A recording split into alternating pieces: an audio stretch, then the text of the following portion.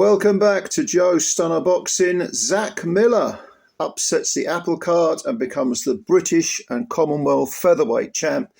He hands Masood Abdullah his first defeat in 12 fights. Abdullah came in with 11 wins and 7 KOs.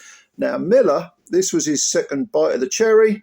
He came in with 15 wins, only 3 KOs, 1 defeat, and the defeat was 3 fights ago, or 4 if you include it's 4 if you include the Abdullah win. But prior to this fight, it was 3 fights ago. He lost to Nathaniel Collins, a majority decision. Collins undefeated, and that was for the British and Commonwealth belts too. But this time he got it right. The Collins fight was 15 months ago,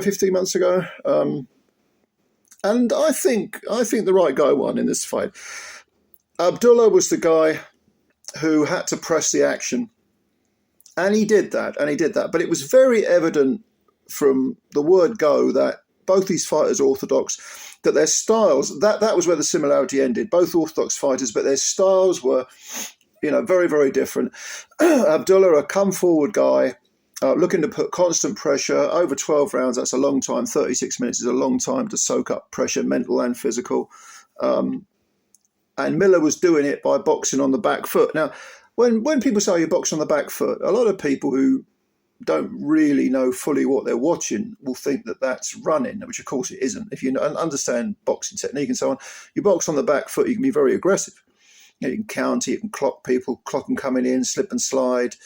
And Miller did this, and he did it very, very well. And that's not to say that Abdullah didn't have some success, but he didn't have consistent success. There wasn't really an awful lot of momentum for Abdullah.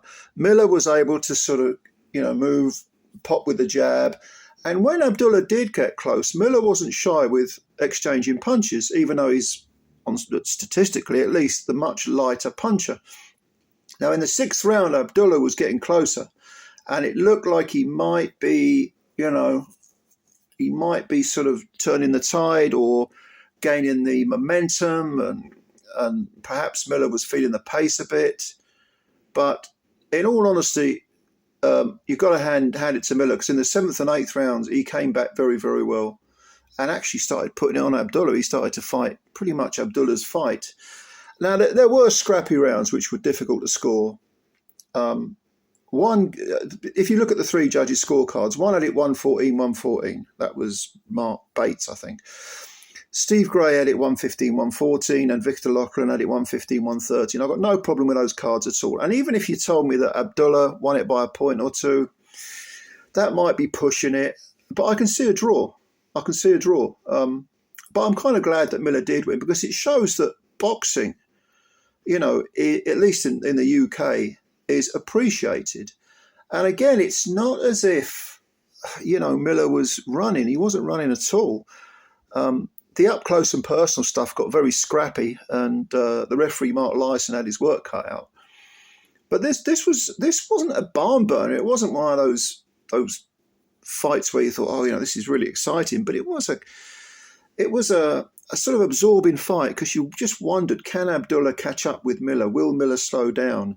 Oh, Miller's beginning to fight him up close. I wonder if he's running out of gas, and the scrappiness it chopped the fight up a little bit too much for it to be considered thrilling, but it wasn't a bad fight. And I'm kind of glad to see Zak Miller, who was not the house fighter. Masood Abdullah was the fighter, the house fighter. This was on TNT. This fight, it was part of the Chisora Wallin card.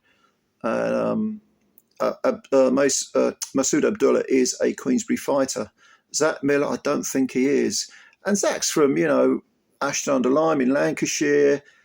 Very often they don't get the rub of the green in fights when this was in Manchester, actually. This wasn't a London card. But Masood Abdullah, I think he was born in London and he lives in Islington. So sometimes the people from the capital do get the rub of the green when it comes to opponents from the north. So I think this was very, very good judging. The judge, we often slag the judges off and say they're crap and they're bent and, they're incompetent. Not a bit of it. I thought all 3 judges Bates, Gray and Loughran did a really, really good job with this fight. And that's not to say that Masood Abdullah can't come back. He is 31, which is not young for a feather, but I think he underperformed somewhat. And you have to give Miller credit for not letting him perform to his optimum level. But Abdullah's probably better than this performance. The British featherweight title was vacant. So previously, I mean, Abdullah came in as the Commonwealth champ, but he had the chance to win the British as well. And instead, Zak Miller walks away with both belts. And good luck to the kid. You know, he's been a good pro. He's a tough guy. Both these guys, very, very good domestic level fighters. Zak's 27, so he's 4 years younger. So he's got a bit of time to build on this. Maybe defend it, go for the EBU, maybe try and win a Lonsdale belt outright.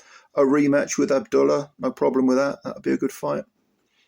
But yeah, not a bad fight, not a bad fight. Let me know what you think if you saw it. Did you agree with the decision?